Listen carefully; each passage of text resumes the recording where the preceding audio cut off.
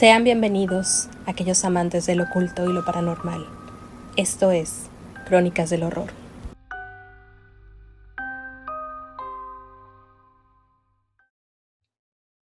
Este podcast puede tener contenido que puede ser perturbador para personas sensibles, por lo que se recomienda discreción. Por favor, tengan en cuenta que las opiniones expresadas en este episodio son mías y no involucra a otras personas, creencias o instituciones. Hola, mi nombre es Dulce y les doy la bienvenida a este episodio de Crónicas del Horror. Y el día de hoy les tengo un episodio bastante perturbador, es indignante, es brutal. Así que les pido, por favor, su discreción. Si son personas demasiado sensibles, les pido que en esta ocasión se salten este episodio porque lo que les voy a narrar es bastante fuerte. Junko Furata era una estudiante japonesa de 17 años que fue secuestrada, abusada, torturada, para finalmente quitarle la vida. Todo esto llevado a cabo principalmente por 4 adolescentes: Hiroshi Miyano, de 18, Yo Ogura, de 17, Shinji Minato, de 16, y Yasushi Watanabe, de 17, durante un periodo de 40 días, a partir del 25 de noviembre de 1988. En Japón el caso se conoce como el caso de asesinato de una niña de secundaria encerrada en concreto, debido a que su cuerpo fue descubierto dentro de un tambor lleno de concreto.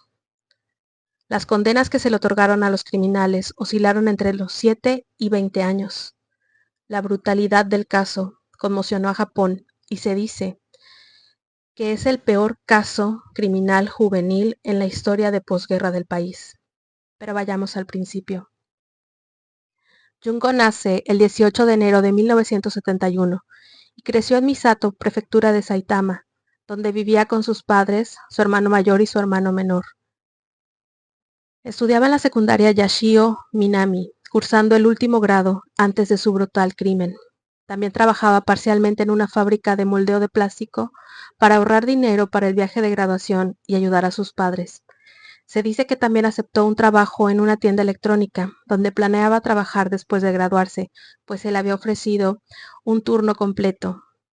Junko era muy querida por sus compañeros y profesores. Tenía altas calificaciones y ausencias poco frecuentes. Según sus amigos, ella soñaba con convertirse en una cantante ídolo. Y una vez más les repito, solamente tenía 17 años. Los autores Hiroshi, Yo, Shinji y Yasushi fueron denominados en los documentos judiciales como A, B, C y D, respectivamente. Otros dos, Tetsuo Nakamura y Koichi Ihara, fueron denominados G y L. Los 4 criminales habían abandonado la escuela en el verano y se involucraron en el crimen organizado como Chinpira, yakuza de bajo rango. Utilizaban la casa de los padres de Minato en Adachi, Tokio, como lugar de reunión. A partir de octubre se involucraron en diversos delitos, entre ellos robo, agresión y violación. El 8 de noviembre, el grupo secuestró a una mujer de 19 años en Adachi y la violó en grupo en un hotel de esa zona. El 27 de diciembre, durante el confinamiento de Junko, el grupo secuestró a otra mujer de 19 años en Adachi y también la violó en grupo en un motel. El 25 de noviembre de 1988, durante la noche, Miyano y Minato estaban recorriendo Misato en sus motocicletas en busca de sus próximas víctimas. Tenían la intención de robar y abusar de mujeres locales. Y fue cuando desafortunadamente vieron a Junko, quien acababa de salir del trabajo y regresaba a su casa. Siguiendo las órdenes de Miyano, Minato tiró a Junko de su bicicleta y huyó de la escena. Miyano, con el pretexto de presenciar el ataque por coincidencia, se acercó a Junko y se ofreció a acompañarla a casa. Al ganarse su confianza, Miyano llevó a la chica a un almacén cercano y la amenazó, afirmando ser miembro de la yakuza y diciendo que le perdonaría la vida solo si seguía sus órdenes. Esa noche, Miyano llevó a Junko en taxi a un hotel en Adachi, donde abusó de ella. Más tarde llamó a la casa de Minato y se jactó ante Ogura sobre la violación. después de lo cual Ogura le dijo que no dejara ir a Junko. En las primeras horas de la mañana del 26 de noviembre, Miyano llevó a la chica a un parque cerca del hotel, donde Ogura, Minato y Watanabe estaban esperando. La amenazaron diciendo que sabían dónde vivía y que la yakuza mataría a su familia si intentaba escapar. Minato acordó permitir que Junko fuera confinada en una habitación en el segundo piso de su casa en Adachi, con el propósito de abusar de ella en grupo. Junko permanecería cautiva durante los siguientes 39 días. El 27 de noviembre, los padres de Junko acudieron a la policía para denunciar su desaparición. Sin embargo, los jóvenes no tenían en sus planes soltar a la chica, así que para evitar una mayor investigación, hicieron que Junko llamara a su madre 3 veces para convencerla de que se había escapado, pero que estaba a salvo y se estaba quedando con amigos. Cuando los padres de Minato estaban presentes en la casa donde estaba confinada, Junko se vio obligada a actuar como su novia. El grupo abandonó esta pretensión cuando quedó claro que los padres de Minato no los denunciarían a la policía, y luego afirmaron que no intervinieron porque tenían miedo de su propio hijo, que había sido cada vez más violento con ellos.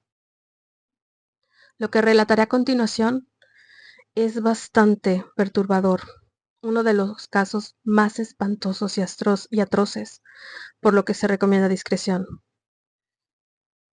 En la noche del 28 de noviembre, Miyano y los demás, junto con Nakamura e Ihara, violaron en grupo a Junko, tras lo cual Miyano le afeitó el vello púbico con una navaja y usó una cerilla para quemarle la zona genital.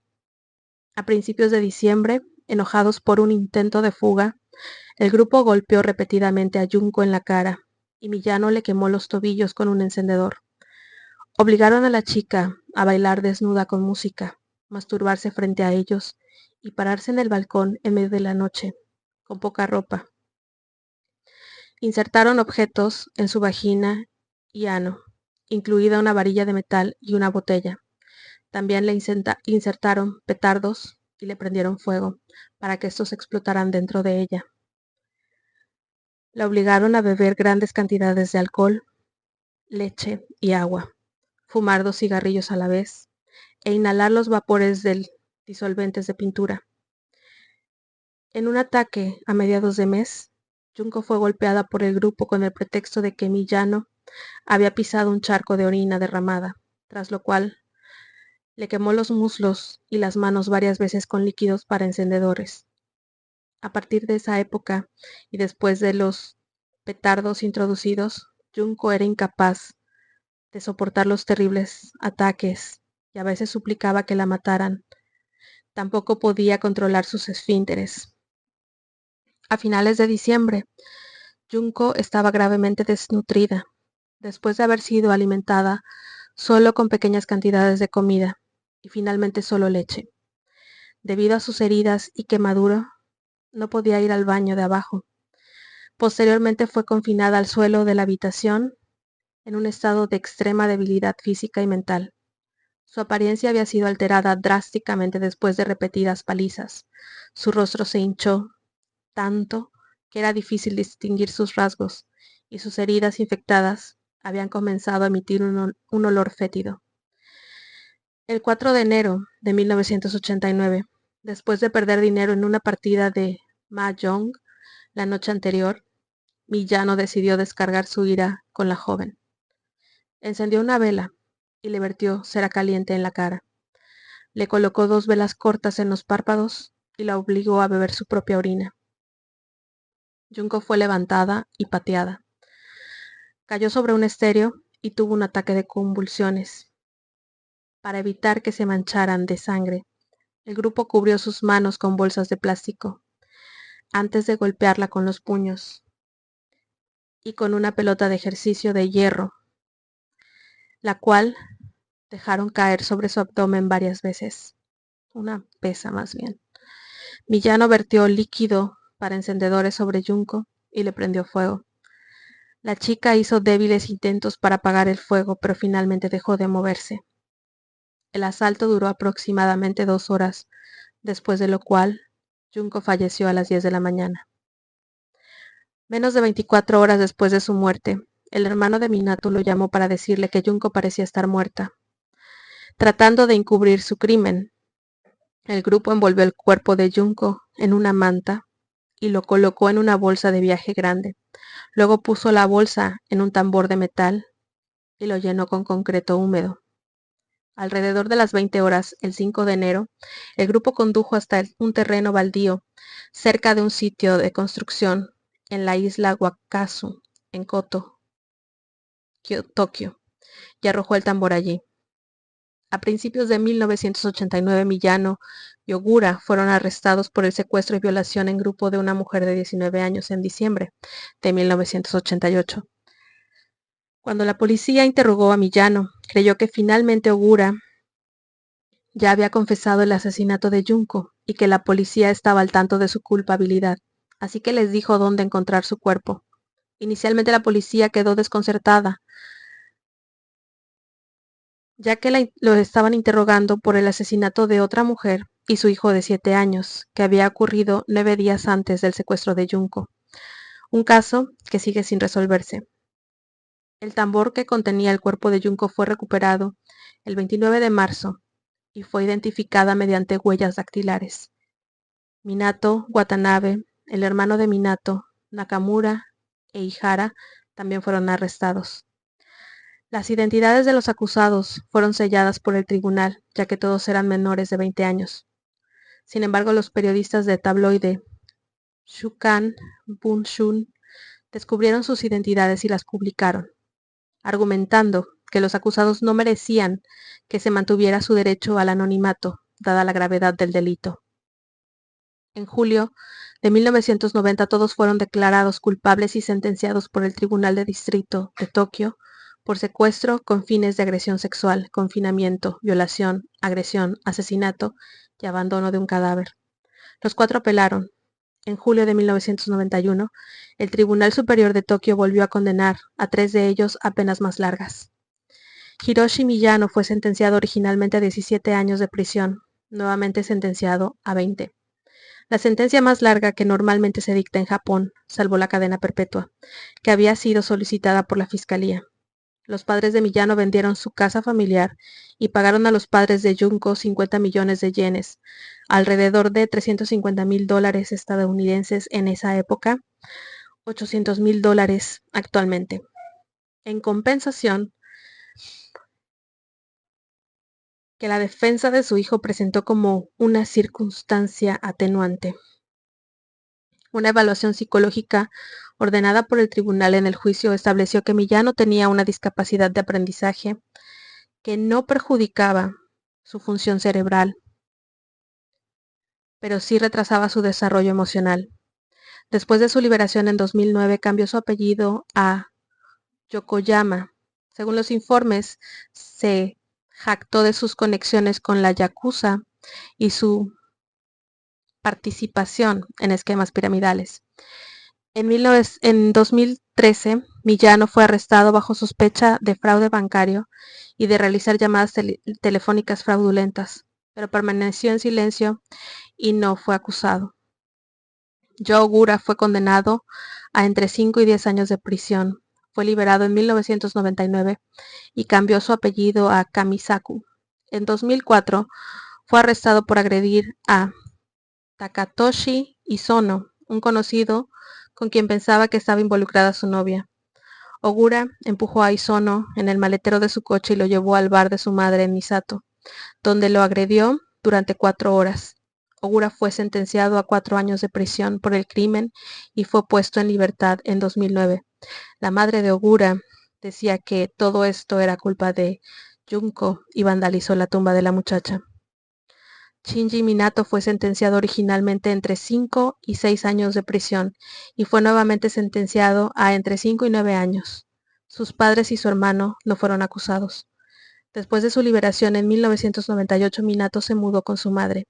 En 2018, Minato, entonces desempleado, fue arrestado bajo sospecha de intento de asesinato después de golpear a un hombre de 32 años en el hombro con una porra de metal y cortarle el cuello con un cuchillo en una calle de Kawaguchi, Saitama, durante una disputa por una plaza de aparcamiento para un vehículo. En 2019, Minato fue condenado a 1 año y 6 meses de prisión, con suspensión de la libertad condicional durante 3 años. Yasushi Watanabe fue condenado originalmente a 3 o 4 años de prisión y volvió a ser condenado a 5 a 7 años. Además, apeló el veredicto ante la Corte Suprema de Japón, pero su apelación fue denegada en julio de 1992. Fue puesto en libertad en 1996 y abandonó su ciudad natal para vivir con su madre. Desde el momento en el que el caso apareció por primera vez en los medios de comunicación, el Departamento de Policía Metropolitana de Tokio, el organismo investigador, recibió muchas llamadas y cartas del público en general, exigiendo que los perpetradores fueran severamente castigados, incluso con cadena perpetua o la pena de muerte. La Fiscalía de Tokio, que había pedido cadena perpetua para Miyano durante el juicio, fue criticada por no pedir cadena perpetua para los demás autores ni la pena de muerte. El Tribunal de Distrito de Tokio también recibió numerosas llamadas, cartas, que criticaban la aparente ligereza de su sentencia, aunque la mayoría de los profesionales del derecho encuestados por el periódico Asahi Shimbun dijeron que las sentencias eran apropiadas según el precedente. En el juicio por el caso de asesinato de una pareja en Nagoya en 1988, el Tribunal de Distrito de Nagoya condenó a muerte al acusado principal, un joven de 19 años, en junio de 1989, y a un segundo acusado, un joven de 17 años, a cadena perpetua. Este caso generó comparaciones con el caso de Junko Furuta. Hiroshi Itakura, profesor de Derecho en la Universidad de Nihon, comentó que la diferencia entre la sentencia se explica por la diferencia en el número de víctimas, 2 en el caso de Nagoya contra 1 en el caso de Furuta, según el estándar Nagayama utilizado en Japón para la pena de muerte. Una víctima de asesinato significa cadena perpetua o menos, mientras que 2 víctimas se consideran un caso límite. Itakura también afirmó que la fiscalía en el caso de Nagoya había demostrado una clara intención y premeditación, mientras que en el caso de Furuta, la intención de asesinar era menos clara. El funeral de Junko se celebró el 2 de abril de 1989. Durante la ceremonia, una de sus amigas pronunció un panegírico escrito por sus compañeros de secundaria que decía: Jun-chan, bienvenida de nuevo. Nunca soñé que nos volveríamos a encontrar así.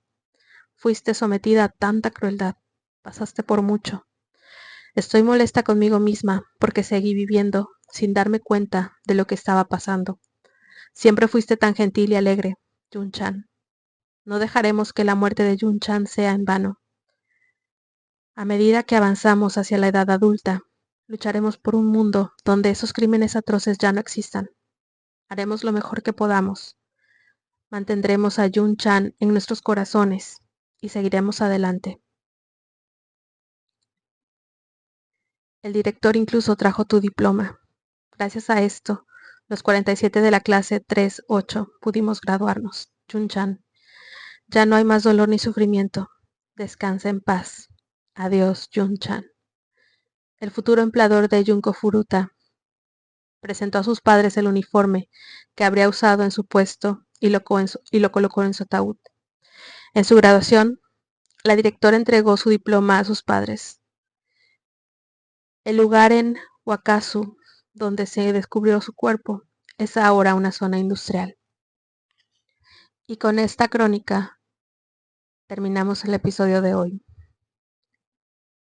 Realmente no tengo palabras para cerrar este episodio, para expresar la indignación y la tristeza que siento al leer todo esto, al narrarles todo esto.